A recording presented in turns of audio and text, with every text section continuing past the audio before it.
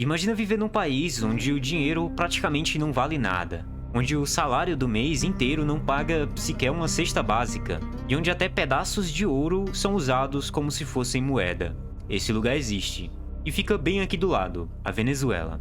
Num vídeo passado eu mostrei que a Venezuela já teve a moeda mais forte da América Latina, foi dono das maiores reservas de petróleo do planeta e que hoje o seu Bolívar perdeu completamente o valor. Como que uma nação que parecia ter tudo para prosperar chegou a trocar o seu próprio dinheiro por dólar, em alguns casos até por ouro? Como que as pessoas conseguem viver nesse lugar? Tem benefício do governo ou elas estão abandonadas? É isso que você vai descobrir no vídeo de hoje. Então fica comigo até o final e seja bem-vindo a 24 horas na Venezuela, onde a moeda deixou de existir e sobreviver se tornou um desafio.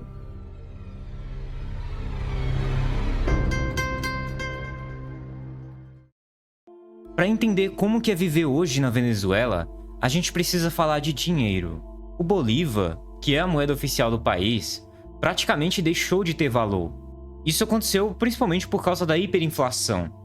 Os preços começaram a subir de forma tão absurda que em pouco tempo o salário das pessoas não dava para comprar quase nada. Era como se o dinheiro evaporasse na sua mão. Por causa disso, muita gente e até os próprios comércios passaram a usar o dólar americano. E hoje, boa parte das transações no país acontece em dólar, seja no supermercado, no restaurante ou até mesmo na venda de rua. Isso trouxe uma certa estabilidade nos preços, mas também criou um problema enorme: a desigualdade.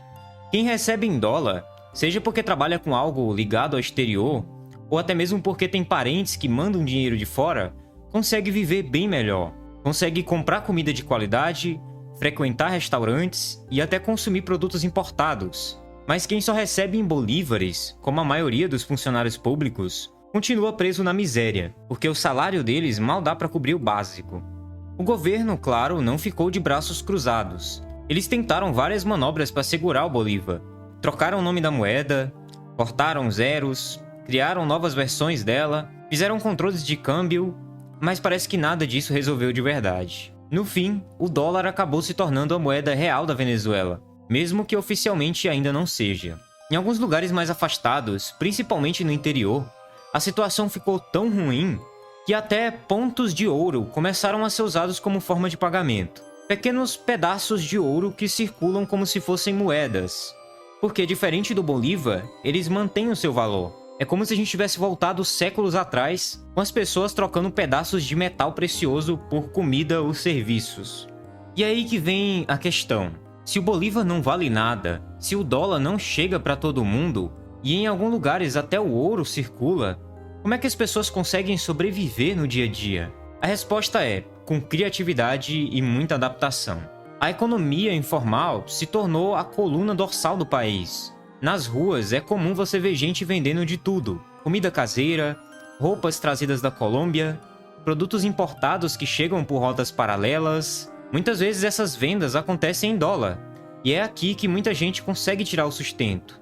O outro pilar fundamental são as remessas internacionais, o envio de dinheiro de fora. Milhões de venezuelanos imigraram nos últimos anos e uma boa parte das famílias que ficaram depende do dinheiro enviado por parentes que estão em países como a Colômbia, o Brasil, o Peru ou até mesmo os Estados Unidos. Esse dinheiro, convertido em dólar, é literalmente a diferença entre passar necessidade e conseguir viver com um mínimo de dignidade. Mas isso não para por aí. Muita gente também encontrou alternativas online. Tem jovens trabalhando como freelancers, oferecendo serviços de design, programação, marketing digital. Até criptomoedas entraram na jogada, como uma forma de escapar do controle do governo e conseguir uma renda em uma moeda mais forte. Já nas áreas mais rurais, a sobrevivência toma outra forma. Nesses lugares, quem não tem acesso a dólar ou à internet acaba dependendo da agricultura de subsistência, ou seja, plantar o seu próprio alimento, trocar produtos com os vizinhos e viver com o mínimo possível de dinheiro. É um modo de vida que não era tão comum antes, mas que voltou a crescer com a crise. No fim das contas, a Venezuela hoje é um retrato do improviso. Cada família encontra um jeito diferente de se virar, e muitas vezes é a soma dessas pequenas soluções que garante a sobrevivência. Benefícios e apoios do governo. Mas claro, nem tudo vem só da luta dessas pessoas. O governo também se esforçou um pouquinho e criou mecanismos para tentar aliviar a situação, pelo menos no papel, né?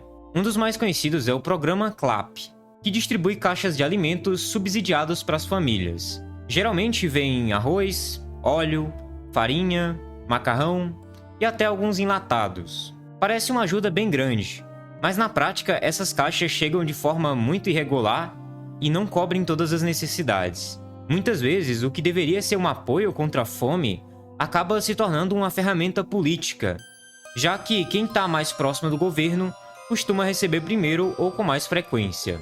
Além disso, existem os auxílios e salários estatais, que são pagos a milhões de funcionários públicos. O problema é que esses valores são muito baixos, e quando você converte para dólar, às vezes não passam de alguns poucos dólares por mês.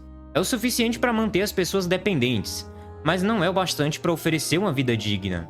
E é aqui que está um ponto-chave.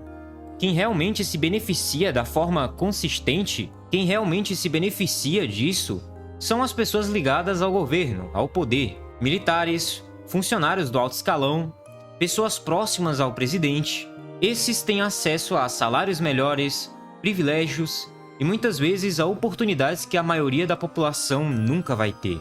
Ou seja, existe sim um sistema de benefícios, mas ele não atinge a todos da mesma forma. Para a maioria, é apenas uma pequena ajuda para não cair no desespero total. E para uma minoria, é o mecanismo que garante conforto e poder, mesmo em meio a tanta crise. Desigualdade social.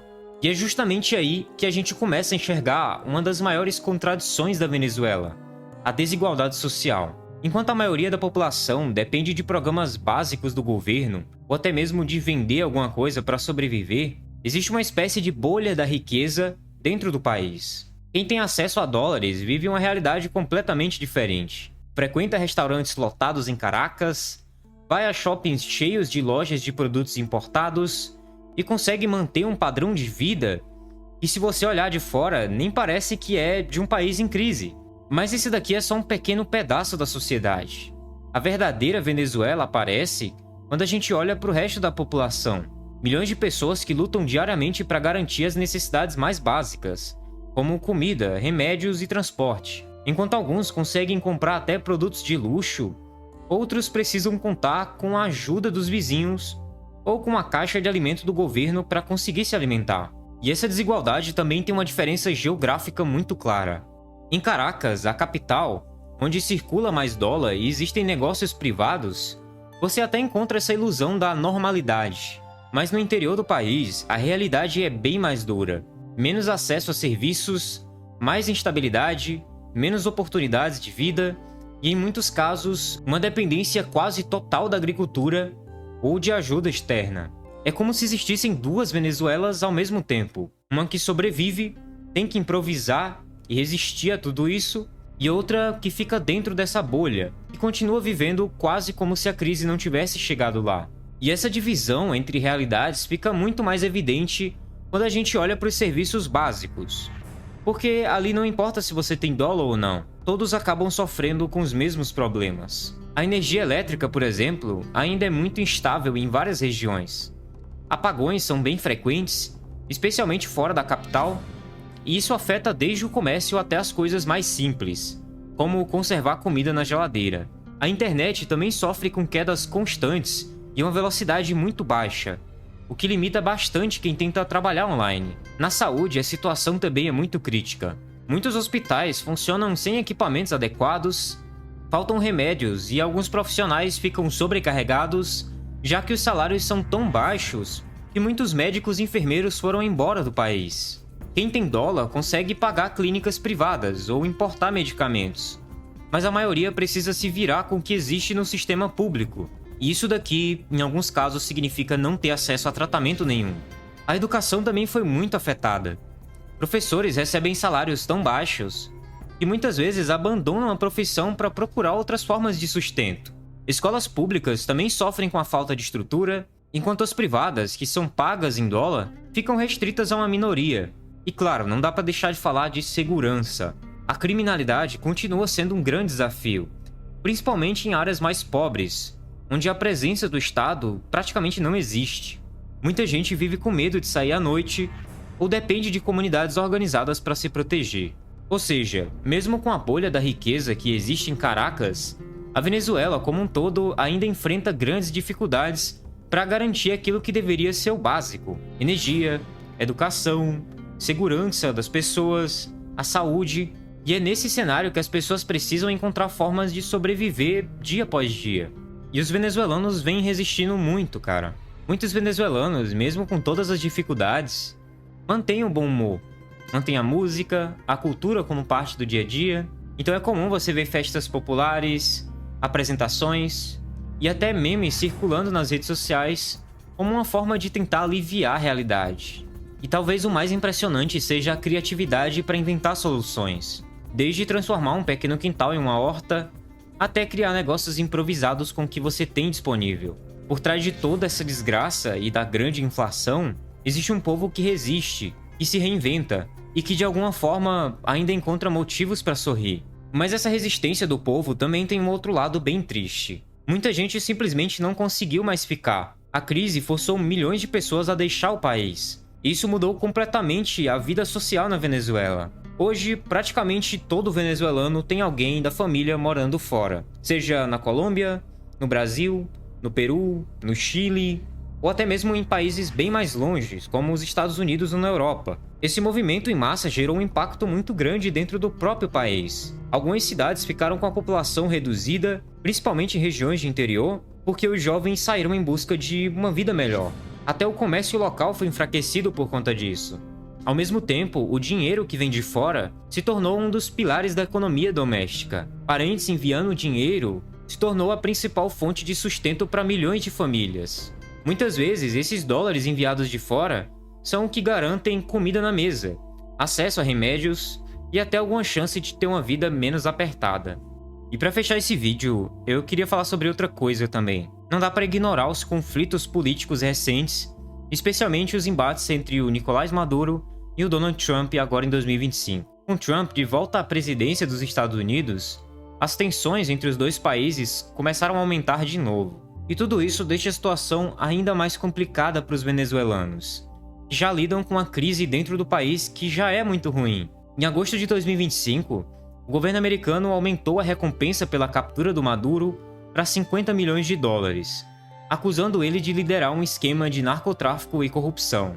Essa recompensa, que foi oferecida pelo Departamento de Defesa dos Estados Unidos, é parte de uma estratégia muito ampla para pressionar o regime. Maduro, obviamente, nega tudo isso e tenta reforçar o discurso de que os Estados Unidos querem invadir a Venezuela, o que assusta ainda mais pessoas comuns que temem um conflito.